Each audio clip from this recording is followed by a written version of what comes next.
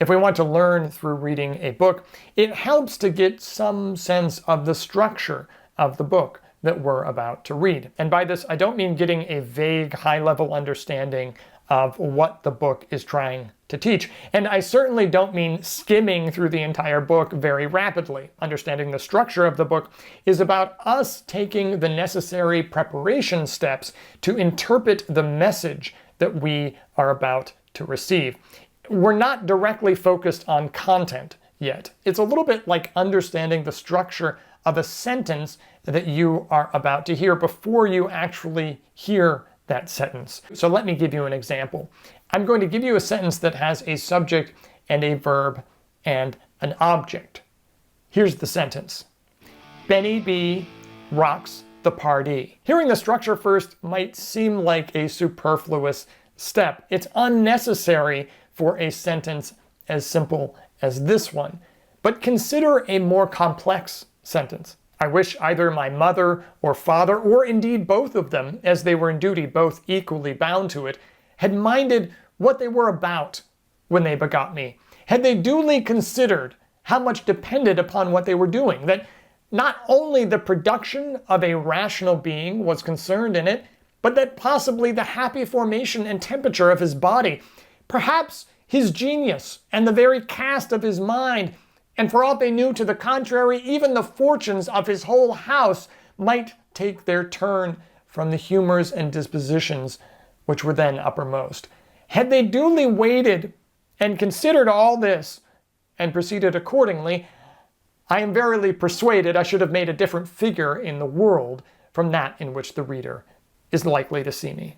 Good books are much larger, more complex things than even a very complex sentence, and they can be organized in many different ways. You knew all the words in the sentence that I gave you earlier, but the book that you're reading, if it's a book that you're actually learning something from, has ideas that you don't know or don't understand, and these ideas are captured in words that you might not fully appreciate the meaning of. Going back to the sentence, it would be like not knowing what it would mean to rock the party, or indeed that the party is something that could be rocked. When we're learning from a book, we're not just reading things word by word.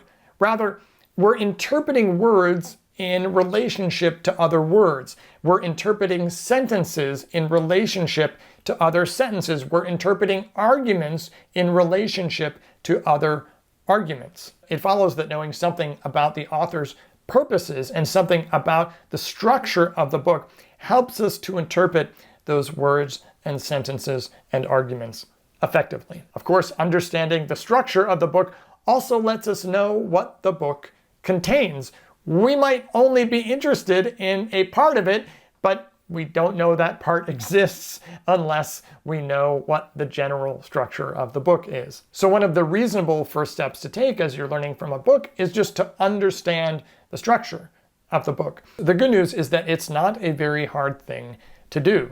The most basic, essential tactic is to read the introduction or the preface if it has a preface. In most cases, authors of expository books, and by that I mean nonfiction books that are trying to impart some ideas or knowledge or skills to the book's readers, are not trying to hide things from you. It's not a suspense novel that keeps you guessing until the end. In a book like this, the introduction is often a miniature version of the book as a whole. It won't contain as many details, it might not be as persuasive, but it still contains the basic structure of the argument. Now, sometimes in books like this, the introduction is more of a long advertisement for the book, so it's puffing up the author in a certain way, or the author tells some kind of irrelevant story that is meant to get you interested in the rest of the book, and it doesn't talk about the content or the structure of the book yet. In general, I think this is a sign that the book itself is not that great, and ideally we don't want to be reading bad books. Because of this, I think some readers want to skip the introduction so that they get to the real content of the book, the real meat of what the book is trying to say, when in fact the introduction contains the keys to unlocking the rest of the book. Let's take a book off of my bookshelf and examine the introduction. Now, this book has a preface. Two prefaces, in fact. The important introductory material could be in the first preface or in the second preface or even in the first chapter. I would probably start at the beginning, which I have heard is a very good place to start. That would be with the first preface. The first couple of pages introduce the central problem the book tackles and how the author came to examine this problem. Poorly designed things causing industrial accidents and his everyday frustrations in his personal life using doors and kitchen devices. After that, he introduces all of the central ideas in the book. The fact that designs cause predictable problems, but consumers often blame themselves instead of the bad design. He talks about the relevant design principles, conceptual models, feedback, constraints, and affordances, and he talks about the importance of observing how people interact with devices very closely. That's the whole book in a nutshell. There's a lot more the author talks about in the later chapters: the development of conceptual models, types of constraints, types of user errors that feedback or other good design practices might address. But he tells you what the plan is in the preface. Notably, the second preface, which was from an earlier edition of the book, doesn't include that summary of the book. It's more of a personal reflection. And the first chapter introduces some major issues, but isn't quite as concise a description of the plan of the book as the first preface. A second tactic is to examine the table of contents. Now, different authors use the table of contents in different ways. Sometimes the table of contents is just a list of topics. In other cases, the table of contents itself lays out all of the essential arguments. Let's take a look at de Tocqueville's Democracy in America. Here's the table of contents. It really is a mini version of the book. You can infer a lot about the observations and arguments that de Tocqueville will make just from reading the table of contents. In some cases, authors choose to have a very sparse table of contents that may even hide what each chapter is about. Here's the table of contents of a book called Knowing What We Know About the Transmission of Knowledge. See if you can figure out what the chapters are about. To know this only, that he nothing knew. Teach your children well. Gathering the harvest. This just in.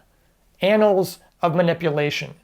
Just leave the thinking to us, the first and wisest of them all. Here are my guesses.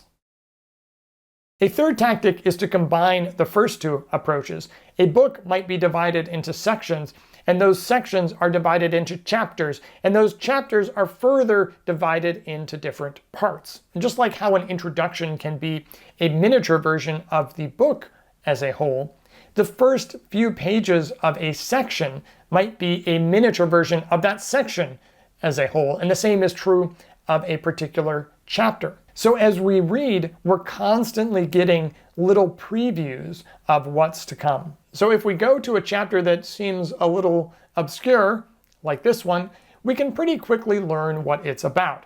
He's not talking about agricultural knowledge. He's talking about where and how we store and collect knowledge. What we've been talking about so far, however, is just the author's presentation of how the topic fits together. That's not something we should just accept blindly, however.